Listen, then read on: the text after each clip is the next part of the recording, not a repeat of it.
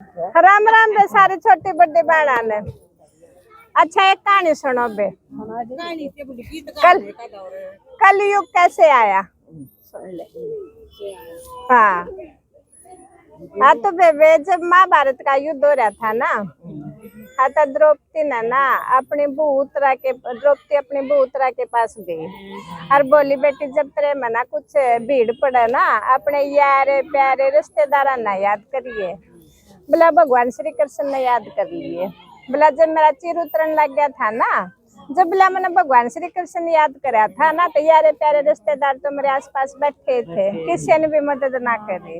हाँ आता वे जब वो युद्ध होने लग रहा था ना, हाँ तो उत्तरा के पेट में बच्चा था और वो असो था मानो उसके पेट पे ब्रह्मास्त्र छोड़ दिया। फिर उसका उत्तरा के याद आ गया, उसने भगवान श्री कृष्ण को पुकारा। हाँ तो उसने उसकी रक्षा करी। तो जब उसका बेटा होया था परीक्षित, और बता नहीं था। हाँ परीक्षित। हाँ तो फिर जब ये पांडव थे ना तो उसने फिर गद्दी देकर बड़ा हुए पाछे अपना वो राजा बना था, राजा परीक्षित। हाँ हाँ तो उसके टाइम में कलयुग आया था। हाँ तो कहा जब यो राजा था ना, यो बहुत अच्छा राजा था और इसके राज्य में सारी प्रजा खुश थी, किसी चीज की भी कमी नहीं थी। हाँ तो एक दिन है ना इसने सोचा अब मैं है ना मतलब भ्रमण करन जाऊं और प्रजा का हाल देख आऊंगा कैसे है प्रजा। हाँ तो एक तो गां खड़ी और एक बाछड़ा खड़ा और एक काले रंग का प्राणी है ना उस बाछड़ा ने मारन लग रहा। उस बाछड़े की तीनों टांग तोड़ दी। हाँ तो वह गां भी रंबावे और वो बाछड़ा भी रंबावे और वो हटे ना। हाँ तो राजा परीक्षित ने देखा अक मेरे राज्य में और यू इतना दुखी कर रहा है, यू कौन है। हाँ तो फिर उसके नजदीक जाकर बोला अब भाई मेरे राज्य में तू इतने हिंसा क्यों कर रहा है, तूने पता नहीं है राजा परीक्षित का राज्य है। हाँ तो उसने तलवार निकाल ली राजा परीक्षित ने मारन खातर। ने बोला मारूंगा बता कौन है। हाँ तो वे कलयुग हाथ जोड़ कर खड़ा होगा ने बोला मैं तो कलयुग हूँ। फिर बोला निकल मेरे राज्य से, कलयुग क्या यहाँ पे स्थान नहीं है। हाँ तो बोला महाराजा मेरे को भी कहीं रहने के लिए जगह दे दो, मेरे मना सारी बुराई बुराई ना है का दी अच्छाई भी है। बोला कौन सी अच्छाई है। बोला जिस प्रकार है ना हजारों साल लोग तप करके और जब भगवान की प्राप्ति करे है ना कलयुग में तो मेरा तो राम नाम ते रटन ते मुक्ति मिल जाएगी। तो बोला ठीक है। तो और बोला मैं तो है ना इसलिए आया हूँ जहाँ पे मतलब धर्म धारम हो है ना उड़ा बोला गाय नहीं होती इसलिए मैं गाय ने बाहर निकालना चाहूँ था। तनु बोला ठीक है मैं तेरे को है ने 4 जगह देता हूँ रहने के लिए। एक तो जहाँ पे जुआ खेलते हैं, एक जहाँ पे शराब पी जाती है और एक जहाँ पे चाहे आदमी हो चाहे पुरुष हो अब घर में उनका बढ़िया आचरण ना हो, और चौथा जहाँ पे मांस खाते हो तू उधर रहेगा। तो वो कलयुग बोला मांस मांस मिट्टी। हाँ तो कलयुग ने बोला ये तो आपके राज्य में जगह है ही नहीं, क्यों आपके राज्य में तो सब सुखी है, तो जब ये नहीं है तो मैं कैसे रहूंगा। तो ने बोला ठीक है मैं तेरे को 5वां स्थान देता हूँ तो सोने में रह लेना। तो वे सोने में भी नु का लक्ष्मी का वास हो है, तो यूं कर लगे सोने में तो लक्ष्मी का वास हो है। फिर बताया ने बोले ना अगर 1 नंबर की कमाई से लिया हुआ सोना होगा ना उसमें तो होगा लक्ष्मी का वास, और जो 2 नंबर की कमाई से लिया हुआ सोना होगा ना उसमें होगा कलयुग का वास। तो भाई ये जगह दे दी। हाँ तो जगह दे दी तो अपने महल में आ गया वापिस राजा परीक्षित और आके और वो खजाना खोल के देखा ने जो जरासंध का ताज था ने वो दिख गया। वो दिखने में बहुत सुंदर था और जरासंध पापी गणा था। वो जरासंध का ताज पैर कर शीशम देखने लग गया राजा परीक्षित। तो उसने सोचा तू तो बड़ा सुंदर लग गया, वो पैर लिया बेबे और पैर दे उसमें तो कलयुग का वास हो गया सोने में।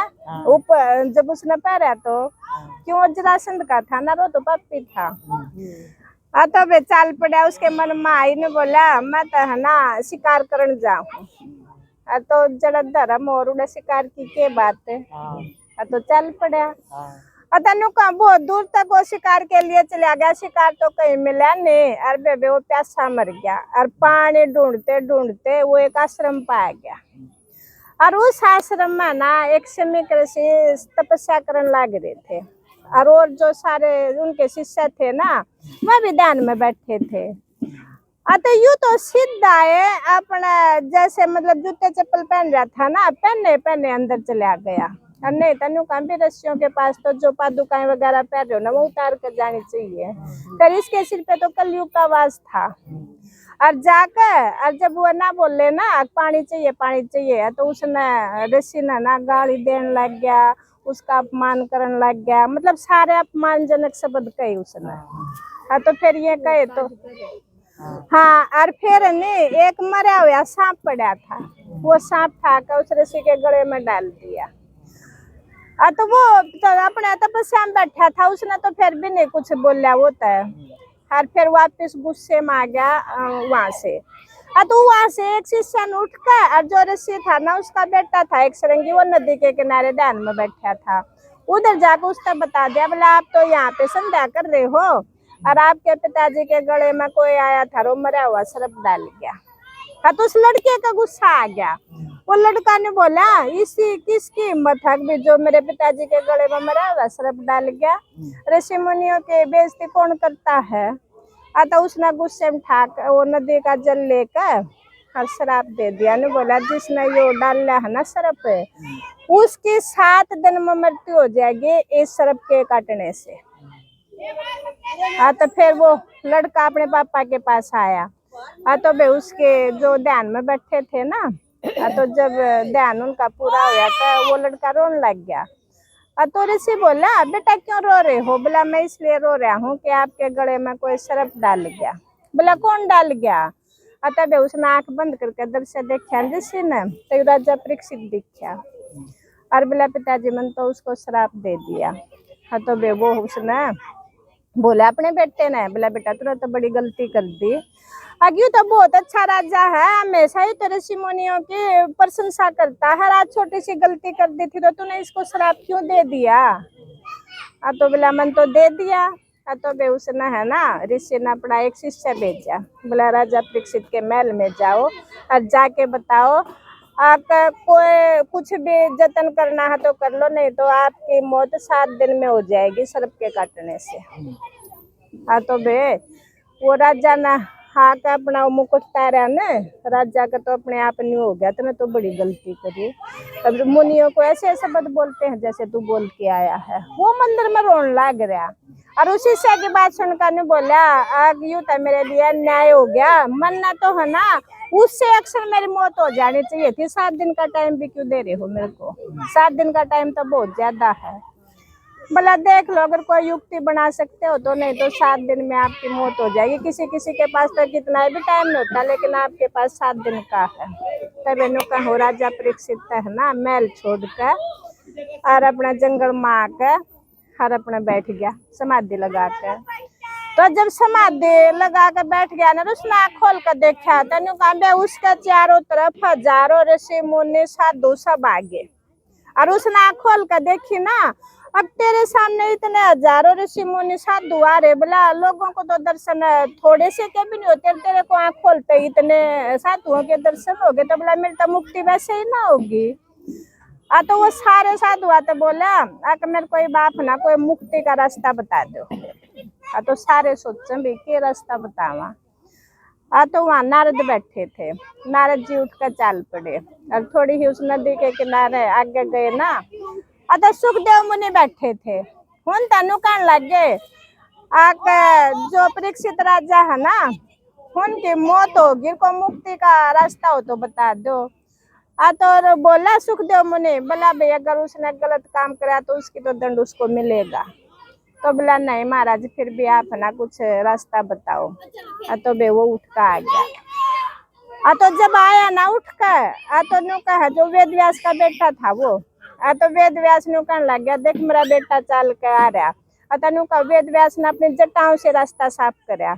जब वो आने लग रहा था, जड़ा जड़ा उसकी डंग टेकी ना, सारे साधु संतान है वो धूल ठाकर अपने मस्तक पर लगाई।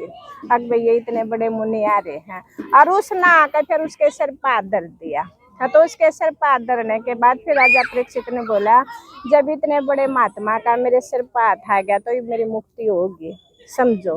ये मैंने किसी चीज की चिंता नहीं, मैं तो अब भगवान के, मेरी तो भवसागर से नैया पार लग गई।